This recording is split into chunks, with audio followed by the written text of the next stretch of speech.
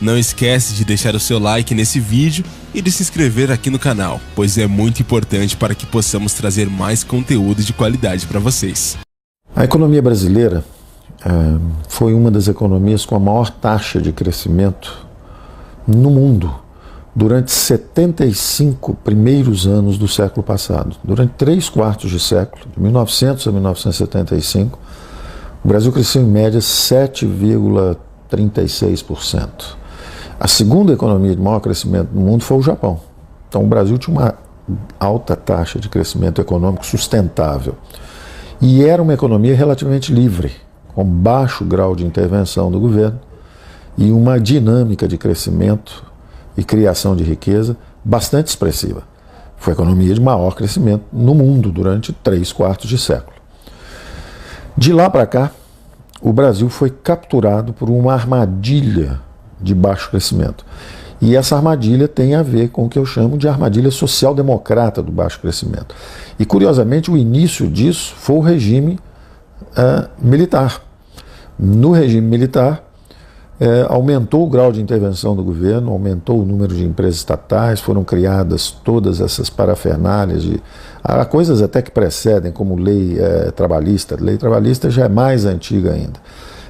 Mas durante o regime militar aumentou o grau de intervenção do governo, os braços armados da economia intervencionista do governo eram exatamente as grandes empresas estatais, e havia controle de preços, cartéis no sistema bancário, autoprotecionismo na economia, muito subsídio, e o Brasil foi perdendo o rumo e foi sendo capturado por essa armadilha de baixo crescimento. Exatamente por isso, o grau de crescimento econômico, a taxa de crescimento econômico, que era de 7,5%, começou a descer, e na década de 80 caiu para uns 2,5%, e a inflação começou a subir. Quando os militares saíram, exatamente pelo esgotamento do modelo, não havia mais crescimento, grande insatisfação na classe média, e começou o processo de abertura política. Quando essa abertura política aconteceu, o grau de crescimento da economia brasileira já estava começando a descer. E a coisa foi só piorando, porque quando entrou o primeiro regime civil, com as eleições indiretas, e o primeiro presidente que era eleito, que acabou falecendo, foi substituído e entrou o presidente Sarney, e o Sarney se sentiu capturado por uma síndrome do presidente ilegítimo, quer dizer, ele queria popularidade, afinal de contas ele tinha sido um expressivo representante da classe política que tinha sido capturada pelos militares. Ele tinha sido um político importante na sustentação da base parlamentar durante o regime militar, e de repente ele é o primeiro presidente de um Brasil novo e redemocratizado. Então, ele, enfraquecido com essa síndrome de ilegitimidade, começa a receber pressões de todos os lados, porque ali os economistas também não ajudaram, porque os economistas fizeram um diagnóstico que a inflação brasileira era simplesmente inercial, ou seja, ela continuava porque ela existia. Já que ela existia, ela continuava. E, na verdade, o que não estava acontecendo não era uma inflação inercial, a inflação continuava subindo, ela subia o tempo inteiro. Ela, nos anos 70, ela tinha estado aí em torno de 20%, em média, de repente ela começou a subir no início dos anos 80, ela foi para 70%, depois ela foi para 200%, e quando fizeram planos, uma sequência de planos muito mal sucedidos, porque não tinham as componentes básicas de um processo de estabilização, um processo de estabilização bem sucedido, ele tem um regime fiscal sólido, sensato. E nós não tínhamos feito isso. Então nós fizemos o plano cruzado, a política monetária era fraca, a política cambial era fraca, só tinha congelamento de preço, exatamente como a inflação era considerada inercial, o diagnóstico era inercial, bastava quebrar a inércia. Quebraram a inércia e voltou tudo outra vez, porque a política monetária era frouxa, a política fiscal era frouxa, o câmbio era congelado, então ali na frente explodiu toda outra vez. Então foi um plano muito frágil do ponto de vista de fundamentos. E depois vieram os outros planos, plano Bresser, plano feijão com arroz, eventualmente o plano cruzado, bloqueando ativos, né, o plano real, o plano Collor, bloqueando ativos na economia toda. Quer dizer, uma sequência de planos mal concebidos e sempre com os gastos públicos, como percentagem do PIB, subindo o tempo inteiro. Então, no final do regime militar estava em torno de 20%, depois entrou a nova república, após a redemocratização começou a subir para 22%, 23%, nunca mais parou. Hoje nós estamos já a 36%, 37%, 38% do PIB. O governo gasta quase 40% do PIB. E isso é por isso que eu chamo de armadilha social-democrata. Porque primeiro os militares estatizaram a economia toda, e quando os civis entraram, aumentaram os gastos públicos. Naturalmente, havia uma demanda grande por gastos sociais, porque os militares privilegiaram o capital físico, Petrobras, Eletrobras, Siderbras, Portobras, Nuclebras, então eram investimentos em capital físico, e descuidaram da parte do capital humano, que é saúde e educação, principalmente educação. Isso foi descuidado durante o regime militar. Quando entrou o regime civil e houve a redemocratização, nós estendemos o cobertor para os gastos públicos, mas não fizemos a descentralização de gastos que uma democracia emergente exigiria. Esses recursos tinham que ir para estados e municípios, e em vez da esfera federal, e ao mesmo tempo nós tínhamos, já que a cobertura mais custo, nós tínhamos que privatizar aceleradamente, encurtar os subsídios, cortar os privilégios que existem até hoje. Houve uma conspiração contra o Brasil involuntária, não foi, eu nem chamaria de conspiração, foi um acidente.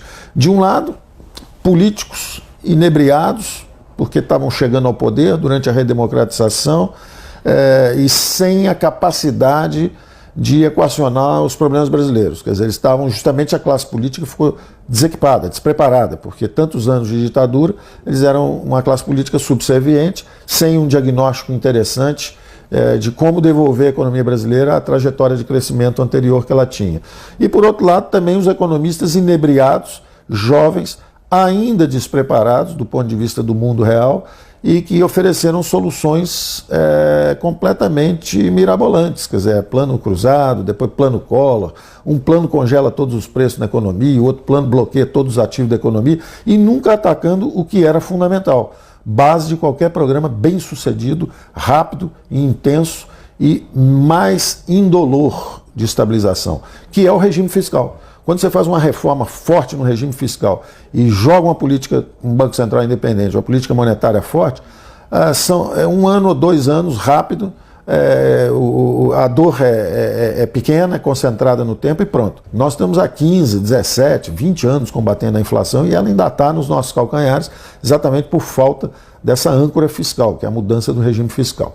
Então, mas pelo menos o Plano Real teve a grande vantagem em relação a todos os anteriores, que foi entender que o fenômeno monetário é essencial. O Banco Central tinha que ser a principal instituição de combate frontal.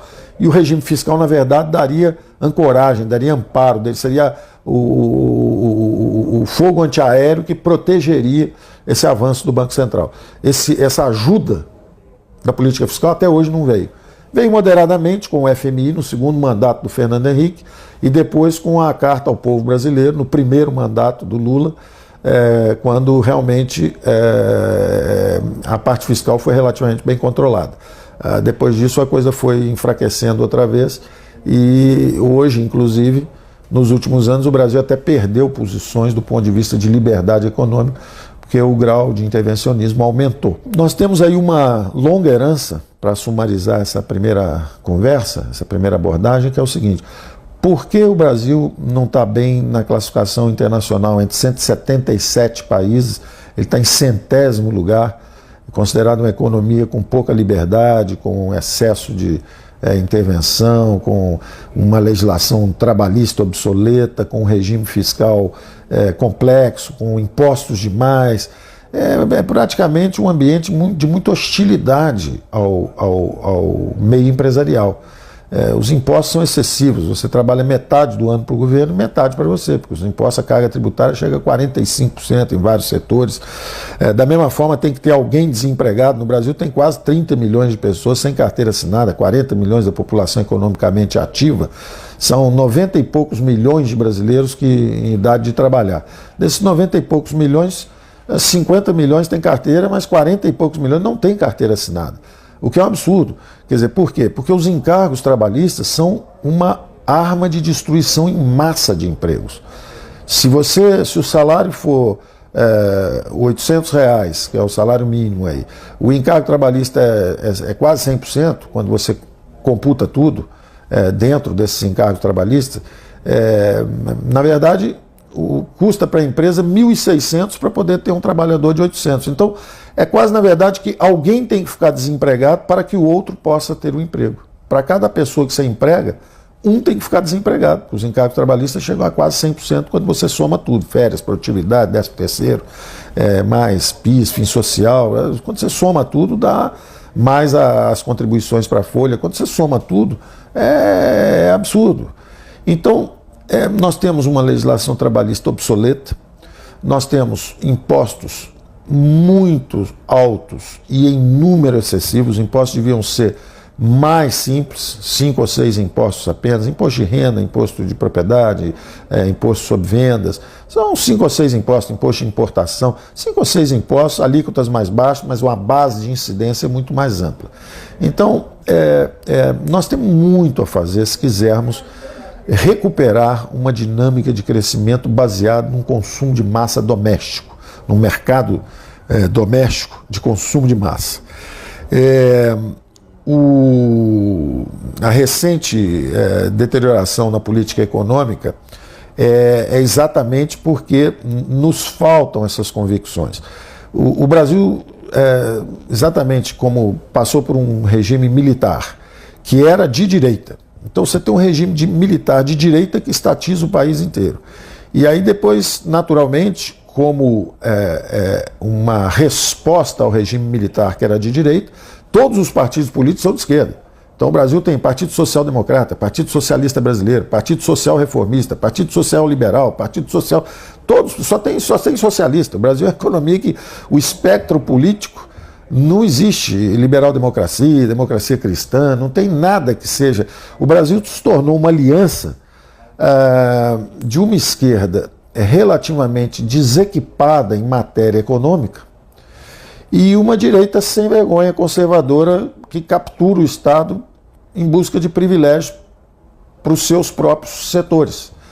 Então, em nome da governabilidade, uma esquerda que é popular, democraticamente, realmente foi a esquerda que recuperou a democracia para o Brasil, porque a direita apoiou o regime militar. Então, sumiram os partidos de direita, desapareceram, apagados aí na poeira da história, exatamente por terem sido parceiros dos militares. E veio uma esquerda, mas curiosamente o regime militar já fez o que teriam feito os governos de esquerda, porque o regime militar estatizou o Brasil inteiro. O regime militar estatizou o Brasil inteiro como se fosse de esquerda. E aí a gente percebe que direita e esquerda são categorias do passado. São categorias totalmente superadas. Uma direita que estatiza um país inteiro não é uma democracia liberal, não é uma liberal-democracia, não é uma democracia cristã, não é um partido conservador, não é. Então, nós tínhamos... O que, na verdade, mostra que o que existe de importante no mundo hoje é a noção de democracia e mercados, é a grande sociedade aberta, onde você pega o que há de melhor em séculos de evolução da civilização ocidental. A ideia, de um lado, de eficiência econômica, de integração competitiva à economia mundial, de fundamentos fiscais e monetários sólidos, de uma economia de alta eficiência para criar riqueza e formar uma grande classe média, um regime de previdência que permita a democratização do capital, uma acumulação de capital para que a classe mais baixa, na verdade, se torne também proprietária de capitais. Tudo isso é um trabalho a ser feito pela frente. Porque, de um lado, você precisa das economias de mercado, e, de outro lado, você precisa também do aspecto de solidariedade, que veio das grandes religiões e depois foi capturado pelos socialistas e virou, na verdade, uma fórmula de popularidade. É você dizer que é socialista, que está preocupado com o social, etc. E isso, na verdade, são dois pilares da grande civilização ocidental, que é essa construção que nós chamamos de democracia e mercados, é uma grande sociedade aberta. Nós precisamos das duas coisas. Nós precisamos de uma dinâmica eficiente, uma economia eficiente, uma economia de mercado eficiente, com impostos baixos, uma legislação trabalhista eficiente, moderna, um sistema previdenciário que facilite a capitalização e a democratização do capital, um Banco Central independente, um regime fiscal sólido. Nós precisamos de tudo isso que no mundo explica a criação de riqueza e o progresso das nações, e ao mesmo tempo o grau de solidariedade que os socialistas capturaram politicamente, se apresentam como os grandes herdeiros dessa tradição, e aí se tornaram populares com isso, mas isso levado ao exagero, e aí você tem os dois extremos. Quem abusou do sistema do mercado não regulado foram os financistas anglo-saxões. Está aí a grande crise financeira, quebrou o sistema financeiro americano inteiro, foi um desastre. E do outro lado você tem os políticos europeus, o império da social-democracia, e anjos caídos do paraíso perdido social-democrata, porque os governos abusaram tanto, gastaram tanto, deram tanto aumento de salário, tanto paternalismo, tanto assistencialismo, tanto corporativismo, que a Europa inteira quebrou. A Europa quebrou também. Então, os fundamentos da civilização ocidental estão sob ameaça. De um lado, pelos excessos dos financistas, que é o lado americano, e do outro lado, do lado europeu, continental, os excessos dos social-democratas europeus, que destruíram a dinâmica de crescimento da Europa. A Europa faliu. A Europa faliu e quebrou também pelos excessos. Nós, no Brasil, temos esse desafio também, o desafio de modernização, de usar tanto mercados quanto democracia com equilíbrio, com inteligência, com eficiência. Hoje nós não temos isso. Hoje nós somos prisioneiros numa armadilha de baixo crescimento social-democrata. Foi falta de visão, primeiro, dos militares, que estatizaram o país inteiro e investiram só em capital físico, em vez de investir em educação e saúde. Perdemos a dinâmica de crescimento nos anos 80, por isso que eu digo que nos primeiros 3/4 do século passado, até 75, tinha uma dinâmica de crescimento razoável, daí para frente fomos perdendo a dinâmica e entramos nos anos 80 já capotando, com a inflação subindo. Quando os civis entraram na redemocratização, entraram embriagados, enebriados pelo poder, pelo deslumbramento, e fizeram bobagem acima de bobagem, quer dizer, planos que deram errado, 5, 6 planos seguidos, levaram a inflação para 5.000%, um negócio absurdo, um troço completamente, um descontrole total, uma falta de capacidade de lidar com o fenômeno, uma falta de capacidade de compreender o que estava acontecendo, que na verdade você precisava justamente estender os gastos para a parte social, você tinha que cortar os subsídios e os privilégios do outro lado. Os gastos públicos na direção de transferência de renda para classes mais baixas é aceito como parte da democracia, de um pacto social, de uma grande sociedade aberta. Os que ficam para trás, os que são desfavorecidos, os que são mais frágeis, os aposentados de um lado, e os jovens que precisam de educação e não têm como pagar pela educação própria, as democracias pedem isso. Agora, isso tem que ser atendido de um jeito eficiente. Hoje a gente gasta mais com o sistema de atendimento do que com o atendimento. Quer dizer, você gasta uma fortuna com a classe política, você vê, agora acabaram de criar 2 partidos políticos, para partido não falta dinheiro. Agora, às vezes falta dinheiro para o hospital, para fazer obra, construção pública de estádio, esse tipo de coisa, foram os recentes distúrbios e manifestações populares. A população é sensata, está dizendo, olha, estão gastando aí 40 bilhões de fazer estádio e está faltando, na verdade, hospital. Isso, na verdade, é o quê? É o governo central, o governo federal, com muitos recursos, decidindo o futuro da nação, enquanto, na verdade, isso tinha que estar descentralizado em estados e municípios, atendendo saúde, educação, saneamento básico. Nós temos muito que progredir. Falta muito entendimento do problema nacional. Nós não vamos recuperar essa dinâmica de crescimento tão cedo, porque nós precisamos de uma outra forma de pensar. Nós precisamos libertar dessa forma antiga de pensar.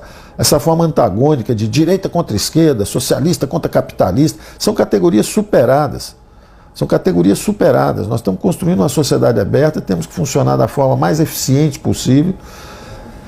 E nós estamos longe disso. Eu estou bastante otimista quanto ao futuro, porque eu acho que numa sociedade do conhecimento, quando nós estamos, esses erros tendem a ser corrigidos. O Brasil, exatamente porque andou cometendo esses erros, perdeu sua dinâmica de crescimento. E nós temos que apostar no conhecimento, nós temos que apostar que com o tempo vai baixar essa paixão ideológica, vai aumentar o grau de racionalidade, vai baixar o populismo, vai aumentar o grau de eficiência e nós vamos então de uma forma eficiente para essa grande síntese que nós chamamos de a grande sociedade aberta, onde os mercados atuam com força na criação de riqueza dentro da economia, para recuperar essa dinâmica de crescimento, e a democracia vai aparando as arestas e transferindo renda para os que ficaram para trás. Não para os mais espertos, não para os que têm lobby junto ao governo, não para os que vendem seus votos para a próxima eleição, para dar sustentação parlamentar para o governo em troca de favores. E sim, uma democracia melhor do ponto de vista funcional e operacional pelo esclarecimento. As pessoas vão aprender a mexer no regime democrático de uma forma mais inteligente e também com maior grau de eficiência nas políticas públicas. Então falta muito ainda para nós e falta muito exatamente na direção do que defende o Instituto Milênio. E aí eu encerro exatamente dizendo o que nos levou a criar o Instituto Milênio. Exatamente essa visão de uma grande sociedade aberta. Nós temos um novo milênio pela frente.